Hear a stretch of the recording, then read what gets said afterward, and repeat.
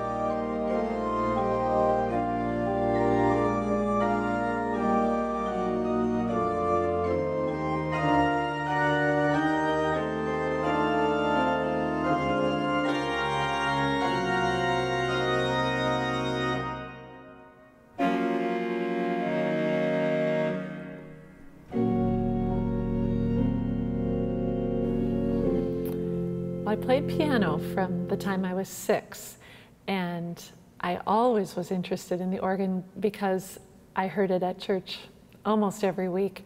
When I was about 10, the organist asked me to turn pages for her, and I got a first-hand look at all the things that she was doing and how it all worked. I was just fascinated.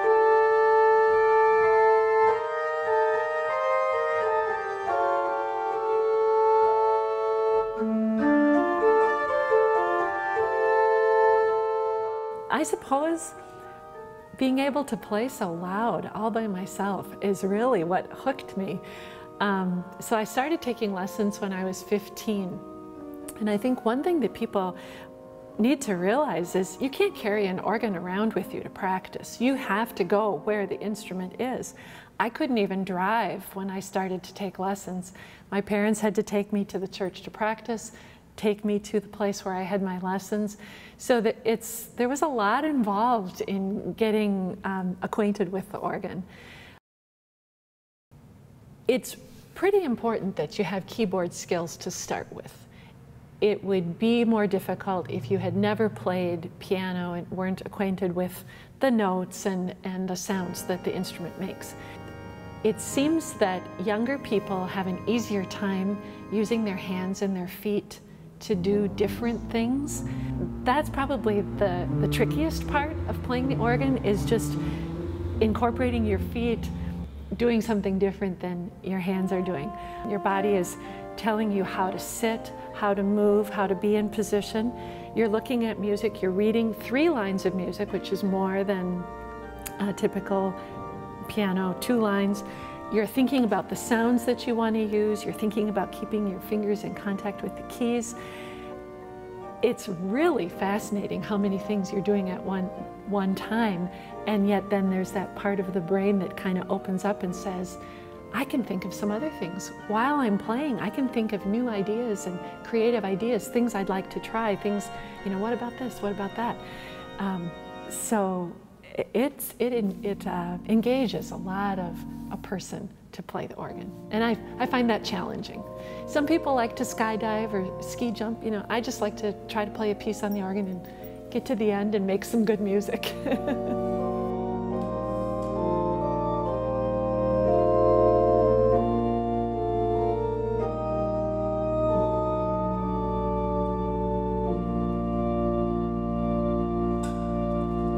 Each instrument is designed, as you can see, the case of this instrument is perfectly designed for this location.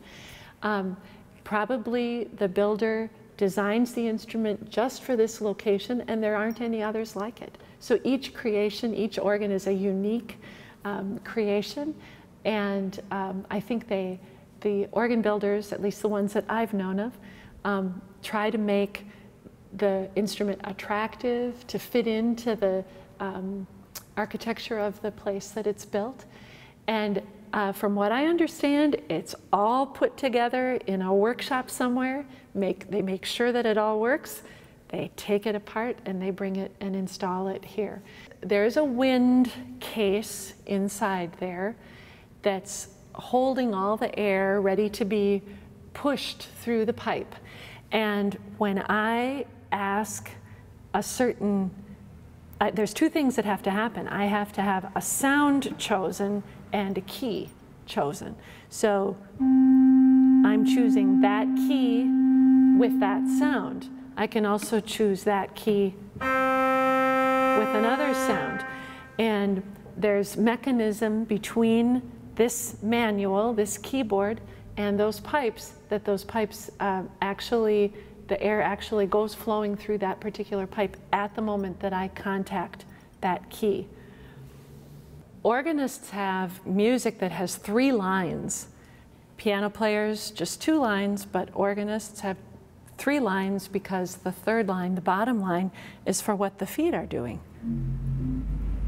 So this is a keyboard down here, and I play with my feet, using both feet.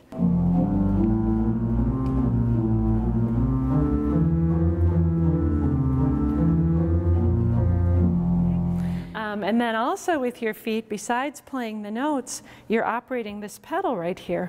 It looks like an accelerator on a car, and it actually is opening and closing the box that you can see. It's almost like Venetian blinds, opening and closing up there. And when I'm playing on this keyboard here, and now I'll open those and you'll see how the sound increases. That's the only way that you can get a little bit of volume contrast besides adding the sounds. Organ playing, there's a lot of planning and deciding, when can I do that? When can I get that foot away from the keys and away from the pedal board and up onto this pedal that can open and close that shade? I find when I play, there's a part of my brain that's engaged that I don't think is ever used any other time except when I'm playing the organ. It's like this whole space of creativity and possibility. Everything I do has to be done manually. So if I want something on, I have to take my hands off the keys and go there and get it as quick as I can. And you don't want to be searching around at the time that you're playing a piece. You need to go there quick and get it and get back to the keys. The thing is, with the organ, that's different again from piano, the minute your hands leave the keys, the sound stops. So here's the sound. The minute I lift my hands away, the sound is gone. There's no sustaining, no decay of the sound. It's instantly gone. That's why as I'm playing, you'll see the fingers doing all kinds of almost spider motions because you're trying to stay in touch with the notes and keep those notes sounding the whole time. You have to keep your fingers in touch with the keys. This particular instrument has 1,040 pipes. So the pipes that you see up in the case are the pipes that actually play the sounds that you hear. The pipes are made of metal and wood, and the length of the pipe determines the sound. So the very smallest, tiniest pipes are almost like a dog whistle, and then you have the lowest pipes being down at the foot on the pedal board. This would be the lowest sound that this organ can make. And the possibilities that the organ has, it isn't just a church instrument, it's a concert instrument. There are orchestra pieces where the organ is called for as part of the composition. They are installing organs in concert halls. And of course, a real fun use of the organ was the old silent movies where the organ was played as an accompaniment to the movie. So there's a lot of times when the pieces that I use, I try to make a program that will interest the general public in organ music. I don't want, I love church music and I love the organ as a church musical instrument. I don't want people to think that the organ is only about church music. I want to show you some of the sounds, why the organ can make so much sound with just one person playing. So when I play a single note, that's middle C. That's la with the voice. I can make the note go an octave lower, which means 8 notes lower, but I'm still just playing one note, and I do it this way. Now I'm going to add an octave. I'm still just playing one key. I'm going to add one more.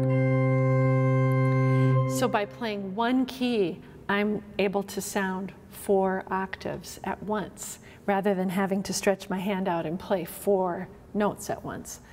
I just want to do a little demonstration of some of the sounds here for you, some of the possibilities. Let's start with the trumpets.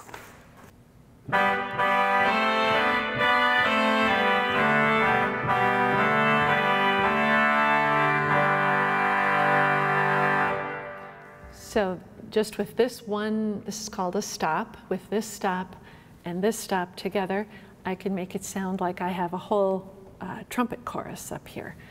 This would be kind of a more of a meditative or meditation sound.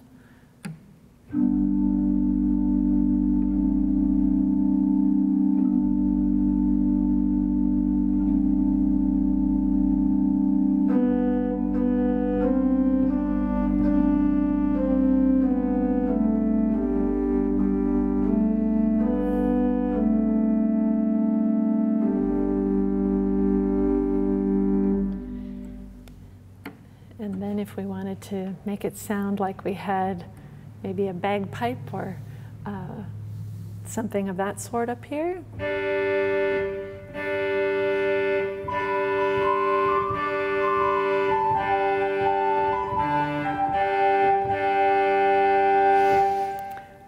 There are flute sounds, and I'll use those. Kind of a Mozart style.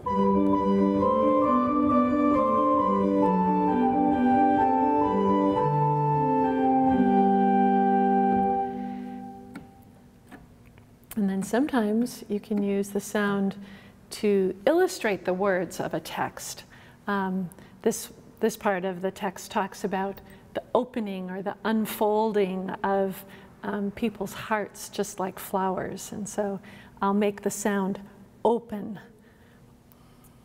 to illustrate that.